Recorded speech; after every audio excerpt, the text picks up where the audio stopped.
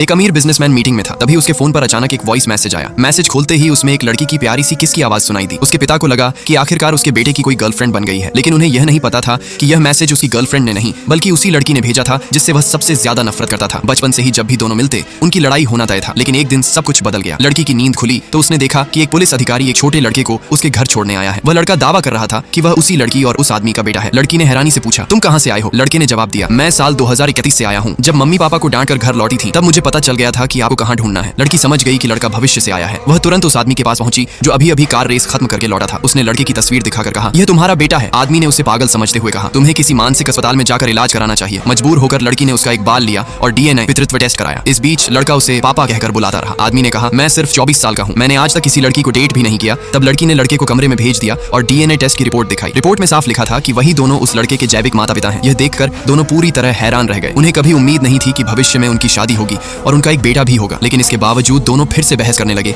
तभी लड़का बाहर आया और बोला, मेरे मम्मी पापा एक दूसरे से बहुत प्यार करते हैं और पापा हमेशा मम्मी के साथ रहना पसंद करते हैं। लड़की ने तुरंत उसे वापस कमरे में भेज दिया। उसने सोचा कि शायद भविष्य में उनकी शादी खुशहाल नहीं रही होगी, इसलिए उनका बेटा समय में पीछे आकर सब कुछ बदलना चाहता है। आदमी भी उसकी बात से सहमत हो गया। उसने कहा, अगर हम एक दूसरे से नफरत करते रहेंगे तो कभी शादी ही नहीं करेंगे। दोनों ने तय किया कि वे एक दूसरे से दूरी बनाए रखेंगे। लेकिन तभी लड़का फिर बाहर आया और जिद करने लगा कि मम्मी पापा दोनों उसके साथ ही सोए। मजबूरी में दोनों को उसके साथ रात बितानी पड़ी। अगली सुबह जब उनकी आंख खुली तो उन्होंने देखा कि वे एक दूसरे को गले लगाकर सो रहे थे। ये देखकर दोनों बुरी तरह चौंक गए। उन्होंने फैसला किया कि बेटे के सामने वे एक खुशहाल कपल होने का नाटक करेंगे। लेकिन लड़का हर रात यही चाहता था कि दोनों उसके साथ ही सोएं। एक दिन जब उन्होंने लड़के को सुला दिया तो खुशी में दोनों अनजाने में एक दूसरे को हाई फाइव देने लगे। तभी लड़की अचानक बोली, मुझे अब घर जाना चाहिए। उसने आदमी से कहा कि वह बच्चे का अच्छे से ख्याल रखे और वादा किया कि वह हर दिन उससे मिलने आएगी। अगले दिन लड़की फिर उस आदमी के घर आई और अपने बेटे के साथ खेलने लगी। माँ और बेटे को हंसते खेलते देखकर आदमी के दिल में भी एक अनोखी खुशी महसूस हुई। उसी रात लड़की की माँ ने उसकी शादी के लिए एक लड़के से मिलने की बात की। उन्होंने पूछा, तुम्हें कैसा लड़का पसंद है? ये सुनते ही लड़की के मन में अनायास उसी आदमी के साथ बिताए गए खूबसूरत पल याद आने लगे।